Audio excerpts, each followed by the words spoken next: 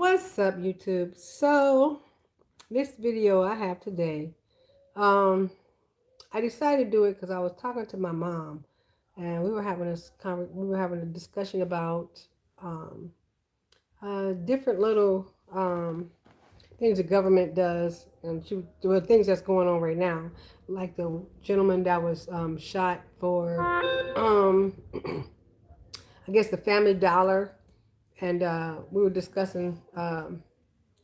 He got shot because of a mask situation, which I mean, he was killed, shot by the son. I guess the mother was in the store with the other sibling and the smaller child, and the security person told them, you need to leave. Um, my bestie keeps messaging me. Sorry. You need to leave because your child doesn't have a mask, and so I guess she became belligerent. I was told that she spit on the security officer, and then he escorted her out the store. Well, she became very upset and belligerent or whatever. She went home, told her husband, who knows all she said. She probably didn't tell that she spit on the man, and he don't make the rules. One thing I understand is he just does his job. He didn't make the rules. He just tells you what they are, and that's what people sometimes. Look, I don't make the rules. All I think I can do is tell you what they are. And so her husband went back up, was like, "Oh, you disrespecting my wife," blah blah blah blah blah. And the son, like typical hothead young people, and I wasn't even there, but I can kind of figure the scenario because young people are so. I mean, they're quick triggered on, especially these days. I know when we were younger, we did, but we weren't gonna shoot anybody right away. When I was growing up, it had to be a situation where they felt like this ain't gonna end well. Somebody got to go. These dudes don't even let you. You can't even argue with them. You can't argue with them. They become little babies and all in their feelings, and they can't deal with someone telling them, showing them that they're wrong. Well, the father was having a man-to-man discussion with the security officer, and I guess they were arguing back and forth. And the son walked up and put a slug in him. So he just put a slug in his chest, and killed the man right there. So I'm sure the father didn't need any help. But in the thing of all things, the mother is being charged with premeditated murder, and the father, and he is too. Now, all three of them got to face charges because she went home and brought them back, but they got another small child. There's a sister or brother that's actually going to be without their mother, their father, and their brother. Now, you tell me what kind of sense that makes. Um, and so we were talking about different crimes that was committed, and then we started discussing capital punishment. Um, uh, so we were talking about the dang on freaking. I don't know if you guys heard the story about the what's the 16-year-old girl name? Um, can't think of her. She had a story. Um, she uh, she was she was they gave her 51 years. Oh, if I can remember her name. Me and my mom and I. Um, oh, what is her name? I'm trying to see. Hold on, let me see if I can look it up real quick. Um, they gave her 51 years. She lived in Tennessee. She lived in Tennessee. Here she goes. And they gave her 51 years at 16.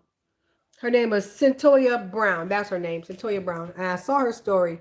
And they gave her 51 years. Now, I'm not trying to victimize the victim because he's gone.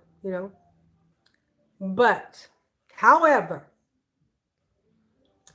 and she's free now.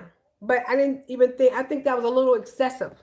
It was completely excessive on their part for her. And to not even address this freaking child molester that was going out claiming he the pillar of the community. And I don't care about when nobody says he's out here talking about he's a real estate agent.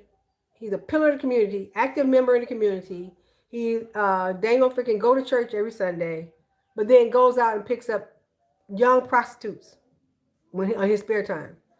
Now, me myself, um, I can't see where I have any, I don't have anything remorse or sorrow for him. I don't feel anything for him. To me, I'm like, okay, yeah. Because the thing is, you are a 40-some-year-old man soliciting sex from a 16-year-old who claims he's supposed to be a Christian, and you out here picking up 16-year-old prostitutes and taking them back to your home to have sex with them. Now, I can't say that I don't know about deserving to die, but um, hey, dude, you were disgusting. He was disgusting. Disgusting. The girl already had started a bad. She had a bad start. So my topic on capital punishment, and I want to know: does the criminal um, deserve the mercy? They gave her mercy, and the governor let her out. She did altogether 15 years, and they let her go. But in that sense, her crime, when she was being charged, it was excessive. Let's talk about the ones who out here. They know for a fact they caught them red-handed. They murdered. So like the guy, the young boy who just murdered him and the sister. Now, I, me myself, I'm not for capital punishment. I don't agree with it because of the fact is that there's so many men and women who've been convicted of death sentence, who've given a death sentence, and they were innocent. They were completely innocent. And I've seen the story, and I've watched so many documentaries on men on death row being set free. And um, in recent years too. And I just don't see that. That's the one thing I hate about it. But if you're standing there with a knife in your hand, there's no doubt that you cut like the man who cut his girlfriend's the wife's head off because he assumed that she was cheating on him. Well, they caught him with the knife in his hand. I think in situations where it's a matter of fact that you committed the murder, you confess, like, yeah, I killed like 35 women, 200 of them. They found them under your house. I don't feel like if they found them under your house, like John Wayne Gacy and some of these other ones, I don't think that there should be any mercy. You should not be able to sit in prison on our dime for 15, 20 years. And I don't agree with capital punishment because so many times innocent people are charged. But when you guilty mother suckers burying people under your house, you should not be able to sit in prison and get free medical care and get free medical care and get free everything, dental care and eat and all this stuff and be cared for when we have to pay for it. No, no, no, no, no. There's no other. There's no way going back to court. There's no need to take you back to court. There is no need for you to file an appeal. How the dang bodies went to your house? Who did it? Someone else? No, it was you. You murdered them. You did it. You killed the women and you murdered the women and you buried them on a hillside. Yeah, it was you. Because they guess what? They found their clothing in your house. You did it. So, well, we shouldn't be wasting like 10, 15, 20 years to finally do you. I say, forget that. I'm saying that you didn't give your victims mercy, and we shouldn't give you mercy. And I do think they need to get rid of the dang on freaking, when they said it was inhumane for the electric chair. Did they think about that when did any of the men who murdered people, did they think about mercy when they were putting a knife in their throat and putting a gun to their head? Cutting their legs off, cutting their arms off. Some of them were tortured while they were alive. They should have higher penalty for people who commit robberies, carjackings, and of that more of that nature. Um, I don't know what the higher penalties would be because they're going to go to jail for X amount of years. I don't think. I think that in situations for robberies, a lot of times those are crimes of opportunity, and many of them are crimes of opportunity. And many times also with crimes of opportunity, that means that someone is without, and so that needs to be addressed. Many times those people are um, they are not highly educated, undereducated. They are, living in such situations to where, they may not be able to eat, or they may be living in really bad living conditions. And those things can be addressed, and you can actually help that person see the error of their ways. They can change that. But for a serial killer, nah, I don't think there's no rehab for them. No, no rehab for them. It's like, so this is my thing on serial killers or people who go on who's capital punishment. Let's just only have an electric chair. That's it. There ain't no humane thought for you. You didn't think about anyone else when you were killing them. So we should have no thought for you when we did do the same thing to you. Um, like I said, I don't promote capital punishment, but I figure if you're gonna do it, let's do it right. Okay. And another thing, if you are convicted, and I'm saying a lot of men get convicted on rape and molestation and all that stuff, and there needs to be, I mean, a kid put someone out, and you ask them, did he do anything to you? And the child says yes. Sometimes there are people who already have money and places to stay, and still engage in these types of lifestyles that just not mentioned. That's true. That is actually true, Spacely. I agree. But I'm saying is that, uh, oh boy, let me turn that back around. Did I turn my camera? Um, Hold on, guys. Some kind of way I turned my camera around. Oh, there it goes. I don't know how I did that. Anyway, um, so I think that in the sense of that, yes. Um, I don't think that did. Sorry about that. I'm sorry. I'm trying to get this thing off my phone. I'm having issues right now with it. I apologize for that. My phone started acting crazy. I guess I touched it accidentally, and it went from there. Okay, there it goes. I'm trying to get rid of some of this other stuff. It's giving me the blues right now. Okay, now I figured out. Okay, I'm sorry. What button did I push? All right, I apologize for that. Back to what I was saying. If you can not, I mean, you're right, Spacely. There are people who have money and things like that and still commit those crimes. It's just not mentioned, but for the most part, majority of them are those who are living in poverty, or don't have the means. Most people who actually have means won't rob. Those who are, I don't know. I guess it's some people who are given too much, don't it's just given to them. I guess taking it is much more thrilling. I don't know. Who knows why they do it? Because me myself, I don't want to steal anything that belongs to anyone. But I think, like I was saying, if you are a person who's convicted of like molestation or rape or whatever, and there's a situation where you are out here, raping little children, and they told you, look here, leave little children alone. Because I know that sometimes you can try to rehab people. It could be a situation where it was a mistake. You might not have done it. Your penis might not have fallen to the little girl. You might not have dang on freaking really put your fingers inside of her. Okay, we're gonna try to rehabilitate you and talk to you about this stuff, get you on the right track.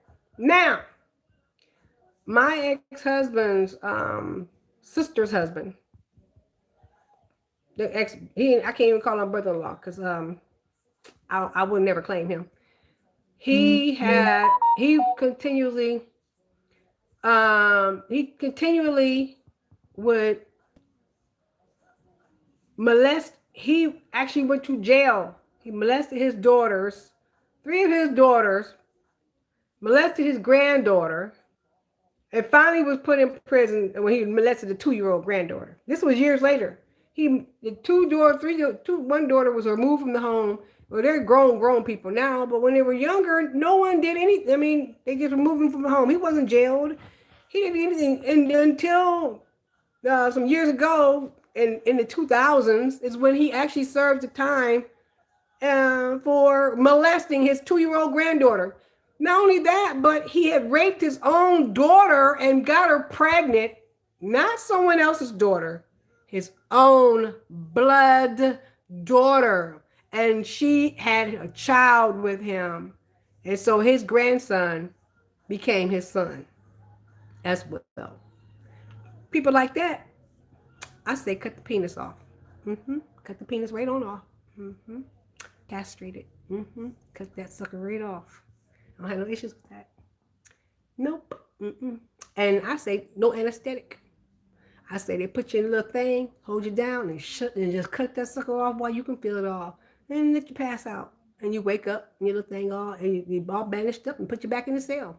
And you stay in there for till you heal up, and then they just could put you on out in the street and be like, here you go, you free, you paid your debt. That's my idea. Now I don't know, you men may not agree. Y'all might be going, ooh, she's violent. No. I think that if you're around here, men like that. I mean, he's dead now. He died in prison, but he ruined and destroyed the lives of his own family members, his daughters, molesting them, not just feeling on them, having sex with them. He got the oldest child by his first wife pregnant, and then he was molesting the dang old freaking oldest child by my ex-husband's sister that they had together. He molested her till she was about 12. And she had went to school and told someone, and they removed her from home. But then he started molesting the next one. He was molesting all the little kids now. He was molesting all the girls, his own daughters. They're not someone else's daughter. They're his biological children. And like I said in that instance, but you're going to lose that penis. You better hope I don't never run this country. Let me tell you something. That's going to be my first enactment as president. You ain't going to freaking let me president? You getting castrated, bro. You commit crime like that, castrated. Not every man ain't gonna be castrated. But them kinds like that, oh, you can say goodbye to that little penis. I'm just gonna tell you right now. And we ain't gonna put you to sleep, no anesthetic. Yeah, you gonna catch that blade, that 10 blade wide awake, honey. Yeah, we cutting that little sucker off. We ain't gonna lock you up for 10, 15, 20 years and pay for you to, no baby. We're going to take something that you really love. It ain't going to be nothing down there for you to play with. We ain't going to give you nothing. Oh, we're going to put your little bag on. You can pee through that. I tell you. But you ain't going to get the little penis back. That's your debt paid. And that's the only way you're going to pay your debt. Castration. You're going to cut that sucker right off. All right. So that was my thought. You know, I was kind of upset. Me and my mom and I were talking about it, and she was like, girl, you're so ruthless. Why are you so mean about it? I said, I don't care nothing about that. Being that I was a victim and going through that as a young girl and just imagining what other young girls had gone through or going through right now, it breaks my heart because it took me a long time to come out of that. And it takes a toll on a young female. You know, men don't understand that being sexually abused, y'all thinking, oh, it's just sexual abuse. No, it's not, because that's a violation.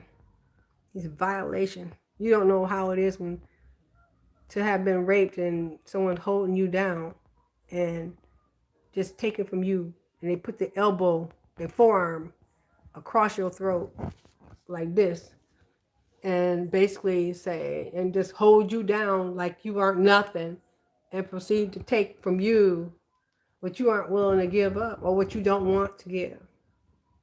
And the only thing you can do is lay there and pray that they ain't gonna kill you in the process. And so it's a devastating thing for a female to go through. And so never to minimize rape at all. And I know I've talked about women who accuse men of rape. And I'm not talking about them chicks who can't take that bolo walk, because then you make every other female who's actually really been raped, you minimize their story because you want to create one to get pity, and that's just not the way you do it. So my video is getting too long. I'm sorry. I had to get that off my chest, y'all. Y'all know how I am. I will go through some stuff and I need to get some things off my chest. So in a sense of getting that off my chest, that's what I had to get off my chest. Some capital punishment. Like I said, get rid of the dang on electric chair. I mean, get rid of the dang on freaking needles. No, no, no. We ain't gonna inject you and put you to sleep. I say, let's go back to the electric chair. Yep. And I say, turn the amps up. I say, turn the amps up. Yeah, they talk about they could smell the dang on skin frying. Good. And guess what? When it happens, they need to put a fan in there so they can release it out into the world so everybody can smell it. You might change your mind about committing some crimes, some murders and stuff. You might change your mind. You be like, oh, dang, that's going to be me one day. Yes, frying. Anywho, that's all I have to say. I'm looking for you guys to tell me what you think about that. Tell me, am I being too, you know, my mom said, you're so mean. Am I being mean about this? You know, am I on the wrong track of this? I thought, do I need to pray? You think I need Jesus? I don't know. I pray to God all the time to be better, you know, but some things just, I can only be human, and that's it. So tell me what y'all think, okay? All right.